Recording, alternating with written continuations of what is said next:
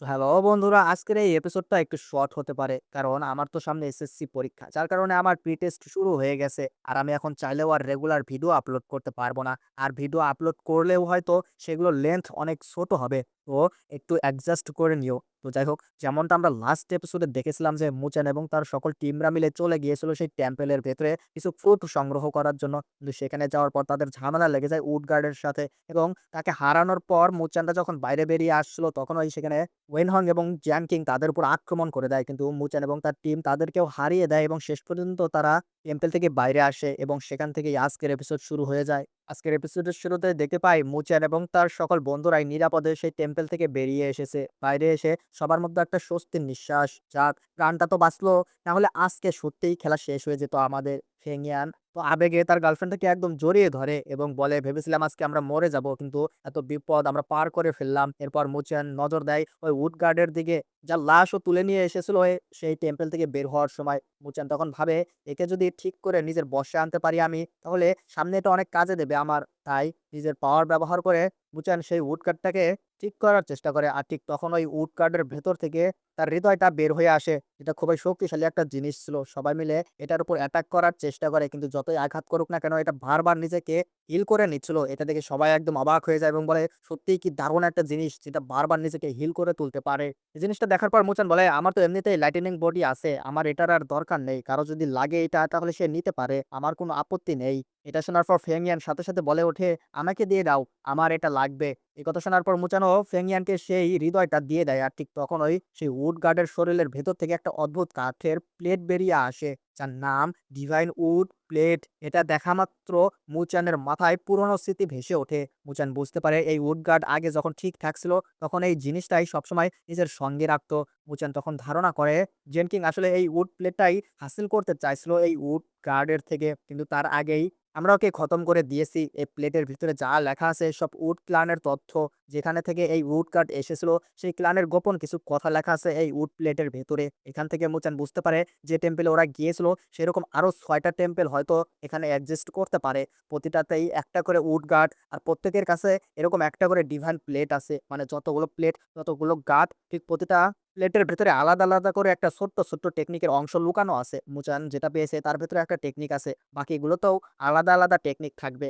আর এই গার্ড একটা রাস্তাও দেখিয়ে দেয়, ডিভাইন উড প্লেসের রাস্তা, যেখানে অনেক স্পিরিচুয়াল আর কাল্টিভেশন সম্পর্কিত টেকনিক রাখা আছে। যেমন 9 সান ডিভাইন লাইটিনিং নামের একটা বিশেষ টেকনিক, যেটা নিয়ে মুচান আগে থেকেই ভাবছিল সেই লোকেশনে গেলে সেটাও পাওয়া যাওয়া পারে। কিন্তু সমস্যা হলো, একটা মাত্র গার্ডের সাথে লড়েই এদের অবস্থা একদম শেষ হয়ে গেছে। ওরা যদি বাকি ৫ টার সাথেও লড়াই করতে যায় তাহলে তো ওদের মরা নিশ্চিত। তাই মুচান বলে, ঠিক আছে, রাস্তা তো পেয়ে গেছি সেই টেকনিকটা অ্যাচিভ করার। এবার যাই হোক না কেন সেটা অ্যাচিভ করেই ছাড়বো। কিন্তু সমস্যা হলো, আমরা এখনো যথেষ্ট স্ট্রং না। আগে নিজেদের শক্তি বাড়াই, তারপর এই কাজে হাত দেব।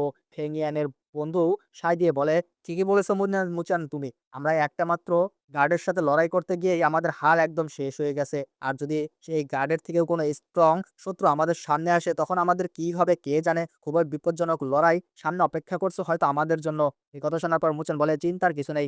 আমাদের কাছে সে ফ্রুট আছে যেটা আমি নিয়ে এসেছিলাম। এটা দিয়ে ব্রেক থ্রু করা যাবে। তাই যত স্ট্রং অপোনেন্ট আসুক না কেন, আমাদের কনফিডেন্স থাকবে। ঠিক তখনই ওদের নজর পড়ে পয়েন্ট কার্ডটা আস্তে, আস্তে শেষ হয়ে যাচ্ছে। মানে টাইম কমে আসছে। তাড়াতাড়ি পয়েন্ট জোগাড় করে এই রাউন্ড ক্লিয়ার করতে হবে। না হলে সোজা ডিসকোয়ালিফাই হয়ে যাবে তারা। মুচান বলে, হ্যাঁ কথা ঠিক, কিন্তু এত ভালো একটা সুযোগ হাতছাড়া করাও যাবে না। নিজেদের স্ট্রং বানানোর সামনে যাই আসুক আমরা এখন থেকেই তৈরি থাকবো। তাহলে ভয়ের কিছু থাকবে না আমাদের জন্য। এবার দেখা যাক জিজওয়ানকে, যে নিজের পয়েন্ট চেক করছে, ও দেখে ও 2nd নাম্বারে আছে, 1st র‍্যাংকে আছে ফনিক্স একাডেমি, আর 3rd র‍্যাংকে ছিল সেন্ট একাডেমি। এই জিনিসটা দেখার পর জিজওয়ানের মনটা অনেক খারাপ হয়ে যায়, কারণ ও ভাবছিল মুচান নিশ্চয়ই টপ 3 এর মতো থাকবে। কিন্তু ওর নামই কোথায় নেই।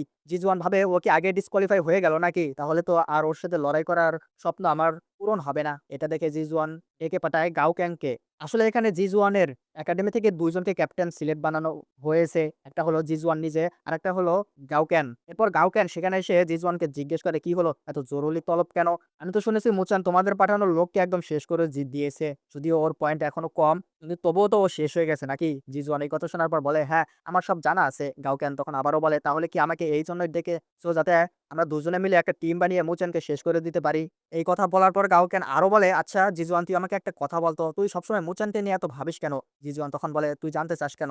গাওক্যান বলে, জানি তো, স্পিরিচুয়াল রোরে তোদের মধ্যে ঝগড়া হয়েছিল, সেই বদলাই তো আজও নিতে পারিসনি। এতটুকু জিনিস নিয়ে এত বছর ধরে বসে আছিস শুধু একটা বদলা নেওয়ার জন্য, তোর মাথা তো খারাপ হবেই। যাই হোক, কোনো সাহায্য লাগলে বলিস। এদিকে দেখা যায় মুচান আর ওর টিম 9 নাম্বারে পৌঁছে গেছে। বাকিরা যেখানে টপ 3 এ, মুচানের টিম তখন 9 এ। তাও মুচান বলে, "এতে খুশি হওয়ার কিছু নেই আমাদের। এই স্পিডে চললে জিজুয়ান আমাদের অনায়াসেই সারপাস করে যাবে এবং নাম্বার 1 নিয়ে নেবে।" এইটা শুনে ওর বন্ধুরা জিজ্ঞেস করে, "আসলে কি হয়েছিল গো মুচান তোমাদের সাথে? তোমরা এত নিজেদের মধ্যে ঝামেলা নিয়ে রয়েছো কেন?"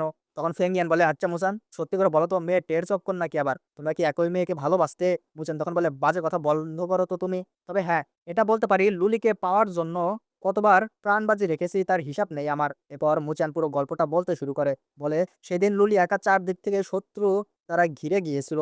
তখন আমি আর জিজুয়ান দুজনেই সেই ব্ল্যাক পেপার খুঁজতে বের হয়েছিলাম। আর আমরা রাস্তাতেই দেখেছিলাম লুলিকে। সে প্রায় হেরেই যাচ্ছিল তার শত্রুদের কাছে। যদিও অর্ধেকের বেশি শত্রুকে ও শেষ করে দিয়েছিল ততক্ষণে। এই ১ম বার জিজুয়ান লুলিকে দেখে নিয়েছিল এবং জিজুয়ান লুলিকে দেখা মাত্রই তাকে পছন্দ করে ফেলেছিল। কিন্তু মাথায় তখনও তার ছিল ব্ল্যাক পেপারের চিন্তা এবং জিজুয়ান মনে, মনে ভাবছিল, যদি আমি এখানে থাকি এবং এই মেয়েকে সাহায্য করি তাহলে মুচান খুব সহজেই সেই ব্ল্যাক পেপারটা নিয়ে যাবে। কিন্তু সেটা আমি হতে দিতে পারি না। কিন্তু তারপরেও জিজুয়ান সেই ব্ল্যাক পেপারটাকে না নিয়ে লুলিকে বাঁচাতে চায়। কিন্তু ততক্ষণে মুচান ব্ল্যাক পেপার হাসিল করে ফেলেছিল। আর মজার ব্যাপার হলো, ওই পেপার বারবার ঘুরে ফিরে লুলির চারপাশেই ঘুরছিল। আর মুচান যতবার সেটা ধরতে যেত ততবারই লুলির সাথে ধাক্কা লেগে যেত।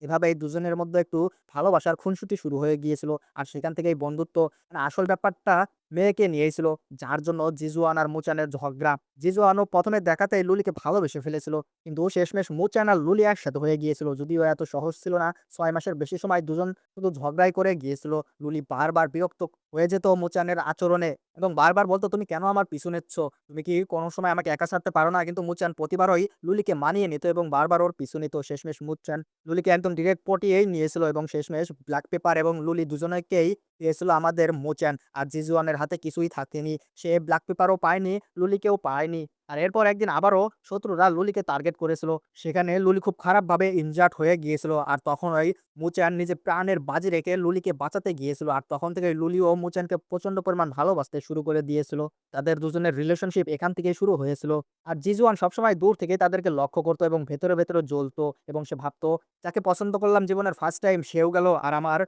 একাডেমি থেকে যে লক্ষ্য আমাকে নির্ধারিত করে দেওয়া হয়েছিল সেই ব্ল্যাক পেপারটা নিয়ে যাওয়া, আমি সেটাও নিতে পারলাম না। দুটোই আমার হাতছাড়া হয়ে গেল। এরপর থেকেই জিজুয়ান বদলার রাস্তা ধরে নিজেকে স্ট্রং বানাতে শুরু করে দেয়। সব ভুলে গিয়ে শুধু শক্তি বাড়ানোতেই মন দেয়। কিন্তু মনের ভেতরে মুচানের প্রতি ঘৃণা একটুও কমেনি। আজও তার, ও ভাবে, এখন যখন স্ট্রং হয়ে গেছি নিজের হাতেই ওকে শেষ করে দেব। এই কথা শুনে মুচানের বন্ধুরা একদম অবাক হয়ে যায় এবং বলে, "এত বড় ব্যাপার ছিল এটা? আর এখন মনে হয় না জিজুয়ান তোমাকে এত সহজে ছাড়বে। ও এত সহজে শান্ত হওয়ার নয়।" এমন সময় লিউমিং এসে হাজির হয়ে বলে, "মনে হচ্ছে আমি ভালোবাসার গল্পের মাঝখানে এসে পড়লাম।" মুচেন তখন বলে, "না, না, ঠিক সময়েই এসেছো তুমি।" লিউমিং তখন বলে, "আমি জানি স্পিরিচুয়াল রোরে তুমি কি উদ্দেশ্যে গিয়েছিলে। নিজেকে স্ট্রং করতেই তুমি সেখানে গিয়েছিলে। কিন্তু এতে আমার কোনো মাথা ব্যথা ছিল না মুচান। তুমি আমার এমন ক্ষতি করেছো যা আমি কখনো ভুলতে পারব না।" মুচান তখন স্বীকার করে নেয়, "হ্যাঁ, তোমাদের সাথে খারাপ করেছিলাম আমি। কিন্তু সেটা নিজের লোকদের বাঁচাতেই আমি করেছিলাম।" লিউমিং তখন বলে, "ঠিক আছে, ঠিক আছে। অন্তত স্বীকার তো করলে যে তুমি আমার সাথে ভুল করেছিল। কিন্তু যাই হোক, তোমাকে একটা কথা বলতে এখানে এসেছি আমি। চলো আমার সাথে।" মুচান তখন জিজ্ঞেস করে, "কোথায় নিয়ে যাচ্ছ আমাকে?" লিউমিং তখন বলে, "একটা সিক্রেট বলবো, চলো।" মুচান বলে, "না,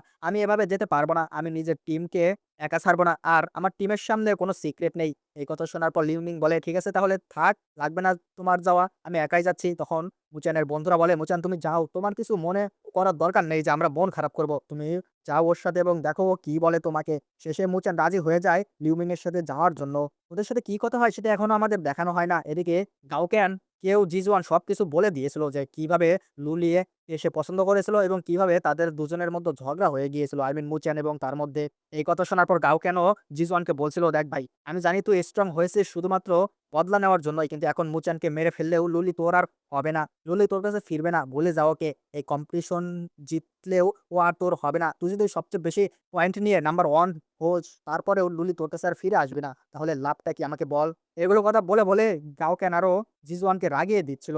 আর ঠিক তখনই সেখানে হাজির হয়ে যায় আরো একজন লোক। সে বলতে থাকে, "বাহ! বাহ! বাহ! কি ইমোশনাল গল্প রে ভাই! আমার তো চোখে জল এসে গেল। যাই হোক আমি একটা ডিল নিয়ে এসেছি তোদের কাছে।" গাওকেন তখন রেগে গিয়ে বলে, "তুই কে? তুই আমাদের সাথে ডিল করার সাহস কি করে পাস? বেরিয়ে যা এখান থেকে।" তখন সেই লোকটা বলে, "শোনো, এই কম্পিটিশনে জেতা এত সহজ না। মুচানকে মারলে ওর টিমের পয়েন্ট মাত্র ৯,০০০ আর জিজওয়ানের কাছে অলরেডি ২৫,০০০ আছে। সব মিলিয়েও ফার্স্ট র্যাঙ্কিং এ ওঠা যাবে না। তার জন্য আরো অন্তত ১৫-২০,০০০ পয়েন্টের বেশি লাগবে। তাই আমরা সবাই মিলে প্ল্যান বানিয়েছি একসাথে ডিল করে বেশি পয়েন্ট জোগাড় করা।" জিজুয়ানও তখন রাজি হয়ে বলে, "ঠিক আছে, তুমি ভালো বুদ্ধি দিয়েছো। আমি যদি ফিনিক্স ক্লানকে হারাতে চাই তাহলে তোমার আইডিয়াটাই কাজে লাগাতে হবে।" তখন কাওকেন জিজ্ঞেস করে, "কি করবে তোমরা?" তখন সেই লোকটা নিজের পাওয়ার দিয়ে কিছু লোককে নিয়ে আসে, যাদের আগেই মেরে ফেলা হয়েছিল। আর দেখা যায় এরা সবাই কাওকেনেরই টিম মেম্বার ছিল। কাওকেন তখন বুঝে যায় কেন তাকে ডাকা হয়েছিল এখানে। শুধু তার ২০,০০০ পয়েন্টের জন্য। ওকে মারলেই সেই পয়েন্ট সোজা জিজুয়ানের কাছে চলে যাবে আর ও নাম্বার 1 হয়ে যাবে। এটা দেখে গাওকেন ভয় পেয়ে যায় এবং জিজুয়ানকে অ্যাটাক করার চেষ্টা করে এবং বলে, "তুই আমার একাডেমির লোক। আমাকে মারতে পারিস না তুই। তুই কিভাবে আমার সাথে বিশ্বাসঘাতকতা করলি?" কিন্তু কিছুই করতে পারে না সে জিজুয়ানের। জিজুয়ানের কিছু করার আগেই জিজুয়ান ওর সকল পয়েন্ট ছিনিয়ে নেয় এবং ওকে শেষ করে দেয়। কিন্তু মরার আগে গাওকেন বলে, "আমার একাডেমি তোকে ছাড়বে না। তুই বিশ্বাসঘাতকতা করেছিস।" জিজুয়ানের কিছু যায় আসে না এতে এবং বলে, "একটা একাডেমি থেকে একজনই ক্যাপ্টেন থাকা উচিত। কিন্তু দেখ আমাদের একাডেমি থেকে ২ জনকে ক্যাপ্টেন বানিয়েছে। একে তো আমি, একে তো তুই। আমাদের ২ জনকে ক্যাপ্টেন বানানো তাদের উচিত হয়নি। ক্যাপ্টেন থাকলে শুধু আমিই থাকবো। তুই কেন ক্যাপ্টেন থাকবি? এর জন্যই তোকে মরতে হলো। আর এখন তোকেই শেষ করে দিলাম আমি।" এরপর গাওকেন মরে যায় আর তার সব পয়েন্ট চলে যায় জিজুয়ানের কাছে। এদিকে আবারও এই সিন শিফট হয়ে চলে যায় লিউমিং এর কাছে, যে কিনা মুচানকে একটা জায়গায় নিয়ে গিয়ে বলে, "আমাদের টিম অনেক পিছিয়ে। তাই আরো লোক ডেকেছি আমি। একসাথে টিম বানিয়ে বাকিদের পয়েন্ট ছিনিয়ে নেব। তুমিও কি যোগ দিবা আমাদের সাথে?" মুচান তখন বলে, "কনফার্ম বলতে পারছি না। আমাকে সেকুলেশন এ যেতে হবে। তুমি যেতে চাইলে যেতে পারো।" লিউমিং একটু হতাশ হয়ে বলে, "ঠিক আছে, তাহলে আমি একাই যাচ্ছি পয়েন্ট কালেক্ট করতে।" এই বলে লিউমিং চলে যায়। মুচান পেছন থেকে বলে, "বেশি পয়েন্ট ছিনিও না যেন। নাহলে পরে আমাকেই তোমার থেকে পয়েন্ট ছিনিয়ে নিতে হবে।" লিউমিং চলে যাওয়ার পর সেখানে আসে নিক্স ক্লানের মেয়েটা। আর তাকে দেখার পর মুচান জিজ্ঞেস করে, "আচ্ছা, তোমার ক্লানের সবাই ঠিক আছে তো? তারা কি ঠিকঠাকভাবে হিল হয়েছে? আর তোমাদের কম্পিটিশন কেমন চলছে?" মেয়েটা তখন বলে, "তোমার সাহায্য না পেলে আমরা শেষ হয়ে যেতাম আজকে। তাই এই ঋণ শোধ করতে চাই আমি। বলো কি করতে হবে? তোমার কি অন্য কিছু চাই নাকি আমার থেকে?" কিন্তু এই কথা শোনার পর মুচান বলে, "ফাজলামি বাদ দাও এবং তোমার সাথে আমার একটা সিরিয়াস কথা আছে, আগে সেটা শোনো।" কিন্তু মুচান সেই মেয়েটাকে কি বলে সেটা আমাদের শোনানো হয় না। কিন্তু সেটা শোনার পর মেয়েটা একদম রাজি হয়ে যায়। আর এরপর মুচান আবারও ফিরে আসে তার বন্ধুদের কাছে, যেখানে সেনিয়ান আর তার বন্ধুরা সবাই মিলে মুচানের প্রশংসা করছিল। বলছিল, "মুচান কত্ত ভালো! মুচান আমার নামটা ফেমাস করে দিয়েছে। সবাই এখন আমাকে চেনে। কিন্তু সমস্যা হলো একটাই, সবাইকে আমাকে চিনলেও আমার শত্রুরা, আই মিন মুচানের যে শত্রুরা আছে সবাই আমার উপরেই অ্যাটাক করে। কারণ তারা সবাই ভাবছিল যে আমিই হয়তো মুচান। একদিকে যেমন আমার অনেক ভক্ত তৈরি হয়ে গেছে, ঠিক তেমনি অনেক শত্রুও তৈরি হয়ে গিয়েছে। এটাই হলো একটা সমস্যা।" আর এদিকে আমরা আবারও লিউমিংকে দেখতে পাই, যে কিনা এগোতে, এগোতে সেই বিলাই কানওয়ালা মেয়েটাকে দেখতে পাই। সে মেয়েটা এখনো মুচানকে গালাগালি দিচ্ছিল। লিউমিং তখন বলে, "গালাগালি না দিয়ে গিয়ে সরাসরি লড়াই করো না ওর সাথে। তাহলে তো হিসাব চুকে দেয়।" মেয়েটা তখন বলে, "তুমি ভাবছো আমি ভয় পাচ্ছি? তার জন্য আমি ওর সাথে ফাইট করতে যাচ্ছি না।" কিন্তু লিউমিং বলে, "না, না, আমি এমন কিছু বলতে চাইনি। তুমি জানো কিছু সময় আগেই মুচান, ওয়েনহং, জ্যান কিং আর উডগার ৩ জনকে একসাথে হারিয়েছে। তাই ওর সাথে লড়াইটা তোমার জন্য একটু কঠিন হবে।" এই কথা শোনার পর মেয়েটা বলে, "তার মানে আমি কখনোই ওকে হারাতে পারব না, তুমি এটাই বলতে চাচ্ছ?"